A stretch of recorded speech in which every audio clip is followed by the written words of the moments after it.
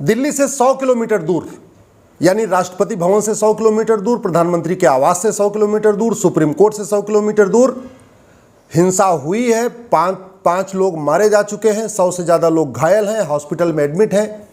और यह घटना हुई है हरियाणा के मेवात एरिया में, मात्र 100 किलोमीटर दूर है दिल्ली से। High court, supreme court, Rashtrapati Bhavan, प्रधानमंत्री ऑफिस, प्रधानमंत्री कार्यालय से 100 किलोमीटर दूर। दिल्ली में राफेल रखा है, इसका मतलब राफेल से भी 100 किलोमीटर दूर। मैं बार बार कह रहा हूं, 1000 बार कह रहा हूं, तू मैं करने, आरोप प्रत्यारोप करने, नूरा कुश्ती करने, बतौलेबाजी करने, लच्छेदार भाषण देने, मुंह तोड़ने की धमकी देने, जवाब देने की धमकी देने से न जिहाद रुकेगा, न धर्मांतरण रुकेगा, न घुसपैठ रुकेगी, न पत्थरबाजी रुकेगी, न अराजकता रुकेगी, न मजहबी उन्माद रुकेगा, न कट्टरवाद रुकेगा।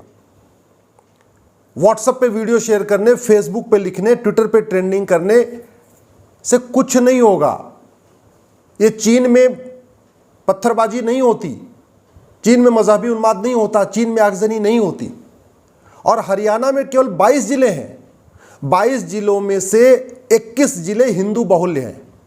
21 जिलों में हिंदू ज़्यादा हैं। उन 21 जिलों में मुहर्रम का जुलूस निकलता है, ताजिया निकलता है, कहीं 1 इंच भी, कहीं 1 पत्थर भी नहीं चलता। लेकिन हरियाणा के 22 जिले में से एक जिला नूह और मेवात, वहाँ से जब कांवड़ यात्रा निकलती है, वहाँ से जब शोभा यात्रा निकलती है तो 5 लोग मारे जाते हैं, 100 से ज़्यादा लोग घायल होते हैं, 40-50 गाड़ियाँ जला दी जाती हैं, पूरा कर्फ्यू लगा हुआ है, पुलिस वालों को गोली लगी है, होमगार्ड को गोली लगी है, कई सारे शिवभक्त मारे जा चुके हैं। क्यों? सब कुछ तो है, सुप्रीम कोर्ट है, हाई कोर्ट है, संविधान है, कानून है, सब कुछ तो है। जानते हैं क्या नहीं है? सठे साठ्यम समाचरे सिद्धांत के अनुसार हमारे पास कठोर कानून नहीं है। कानून घटिया है, न्यायिक व्यवस्था सड़ चुकी है, पुलिस व्यवस्था सड़ चुकी है, प्रशासनिक व्यवस्था सड़ चुकी है। यह इंडियन पिनल कोड 1860 का महाघटिया है, इसको उठा के फेंकना पड़ेगा। अगर वास्तव में हम मजहबी उन्माद जिहाद रोकना चाहते हैं तो हम अमेरिका के फेडरल पिनल कोड की तरीके, ये फेडरल पिनल कोड है, एक नया हमें इसी के पैटर्न पे इंडियन पिनल कोड बनाना पड़ेगा, जिसमें एक चैप्टर पत्थरबाजी भी हो, एक चैप्टर धर्मांतरण भी हो, एक चैप्टर घुसपैठ के ऊपर हो, एक चैप्टर मजहबी उन्माद हो, एक चैप्टर हेट स्पीच के ऊपर हो, एक चैप्टर हेट क्राइम के ऊपर हो, एक चैप्टर जेनोसाइड के ऊपर हो। ये सब इसमें है अमेरिका के फेडरल पिनल कोड में। क्यों नहीं हम इसको बना ले रहे हैं? क्यों नहीं इसकी हम कॉपी पेस्ट कर देते हैं? क्यों नहीं फेडरल पिनल कोड हम ले लेते हैं? कुछ सिंगापुर का ले लें, कुछ अमेरिका का ले लें, कुछ रूस का ले लें, कुछ चाइना से ले लें और सबको मिला के एक नया इंडियन पिनल कोड बना दें। क्यों नहीं हम पुलिस चार्टर लागू करते हैं कि अगर ये घटना घटेगी तो पुलिस ये काम करेगी, पकड़ेगी, गिरफ्तारी करेगी, घर को आइडेंटिफाई करेगी, घर अगर अवैध बना है तो घर गिराएगी। क्यों नहीं हम एक पुलिस चार्टर बना देते? क्यों नहीं एक जुडिशियल चार्टर लागू कर देते हैं कि 1 साल के अंदर मुकदमे का फैसला करना ही पड़ेगा। जो जज 1 साल के अंदर मुकदमे का फैसला नहीं करेगा उसको सस्पेंड किया जाएगा, उसको टर्मिनेट किया जाएगा, उसको नौकरी से हटाया जाएगा। जस्टिस विद इन ईयर का कॉन्सेप्ट हम क्यों नहीं लागू कर रहे? जब तक भारत में जस्टिस विद इन ईयर, 1 साल के अंदर न्याय व्यवस्था शुरू नहीं होगी, 1 साल के अंदर मुकदमों का फैसला शुरू नहीं होगा, 1 घंटे में एफआईआर दर्ज करना मैंडेटरी नहीं होगा, 1 महीने के अंदर जांच पूरी करना मैंडेटरी नहीं होगा, 1 साल के अंदर मुकदमे का फैसला अनिवार्य करना मैंडेटरी नहीं होगा, तब तक ऐसे अराजकता भी रहेगी, मजहबी उन्माद भी रहेगा, पत्थरबाजी रहेगी, सब कुछ चलता रहेगा। हम 1861 का पुलिस एक्ट क्यों ढो रहे हैं? हम क्यों नहीं उसको उठा के फेंक देते?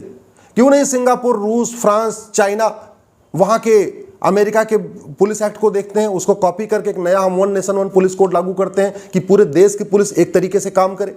ऐसा नहीं होना चाहिए कि यूपी में तो बुलडोजर चले लेकिन हरियाणा में बुलडोजर न चले। क्यों नहीं 1 नेशन 1 पुलिस कोड लागू कर देते? क्यों हम ये जो एविडेंस एक्ट है 1872 का, उसको आज भी ढो रहे? क्यों नहीं नार्को पॉलीग्राफ ब्रेन मैपिंग कानून बनाते हैं जिससे फटाफट सच्चाई सामने आ जाए? कितने सारे मुकदमे ऐसे हैं जहां पे लोग वास्तव में अपराधी हैं, दोषी हैं, लेकिन सबूत के अभाव में छूट जाते हैं क्योंकि वो सच बोलते नहीं हैं और इतने पावरफुल होते हैं, पुलिस उनको पीटती नहीं।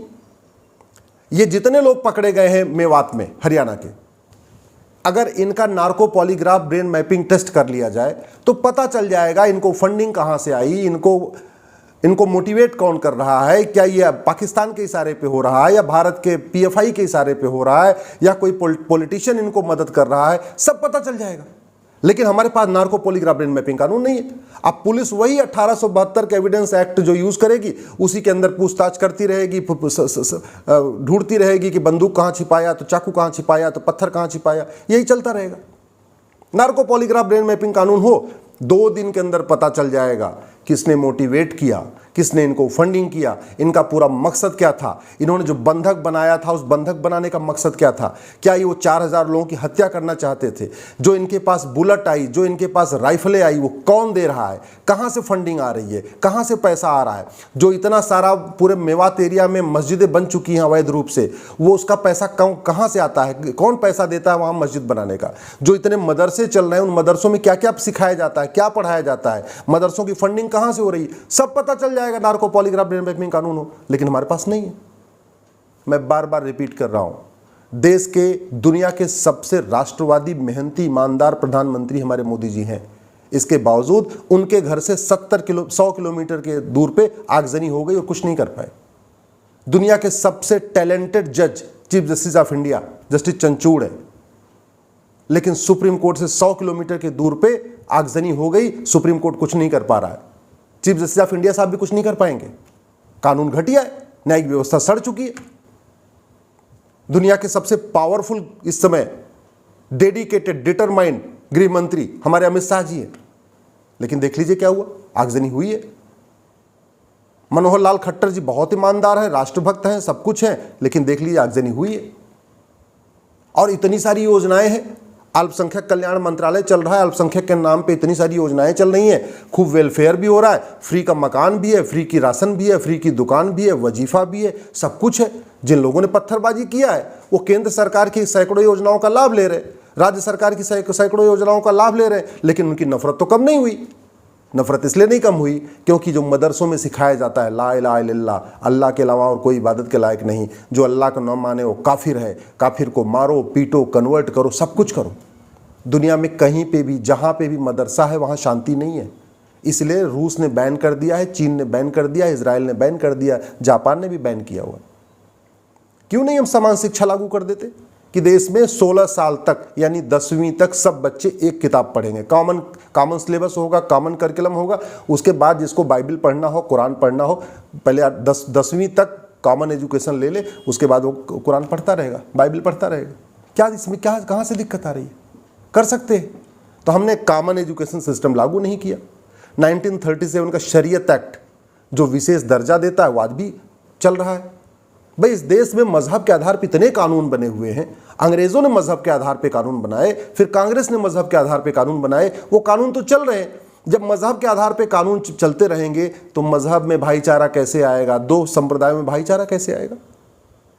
क्यों नहीं हमने आज तक जितने भी अंग्रेजी कानून हैं मजहब के आधार पे, जितने कांग्रेस ने कानून बनाए मजहब के आधार पे, चाहे वक्फ एक्ट बनाया, प्लेस ऑफ वर्शिप एक्ट बनाया, या जितने भी आपका माइनॉरिटी कमीशन एक्ट बनाया, क्यों नहीं हमने इसको खत्म किया? जब तक ये खत्म नहीं होंगे मजहबी उन्माद खत्म नहीं होगा, पत्थरबाजी खत्म नहीं होगी, चरमपंथ खत्म नहीं होगा। तो विशेष दर्जा खत्म करना पड़ेगा, विशेष स्कूलों को बंद करना पड़ेगा, विशेष योजनाएं जो चल रही अलग से माइनॉरिटी के नाम इनको रोकना पड़ेगा।